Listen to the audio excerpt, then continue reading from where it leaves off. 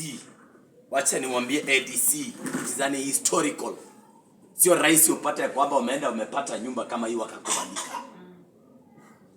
God has the reason. Mungu wako na sababu ili kwamba kanisa hili kweli kuna upya ambao upo ndani. Sema amen. Amen. Kuna upya ambao upo ndani.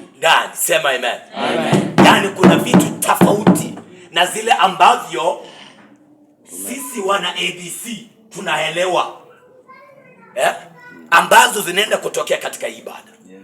Sema amen. Amen. Na ombi langu ni kwamba mshikilie ili kwamba zikawe njema zaidi. Let it be more new. Zikawe mpya zaidi. Sema amen. Amen. Katika macho ya watu wengine.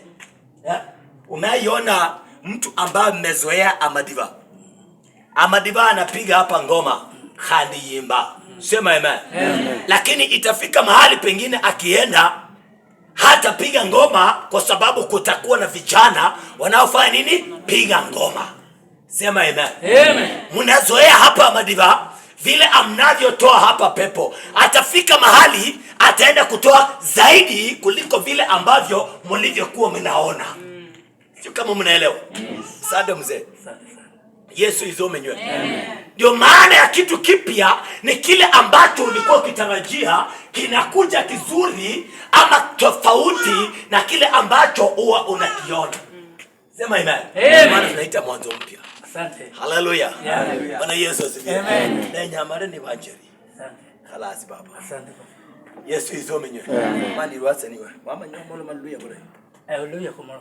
Naona ako tayari. Kobe bora, kobe bwangu. Bwana Yesu asifiwe. Amen. Ako tayari. So naongelelea kwa kitu kinachoitwa kitu kipya. Wale kitu kigeni.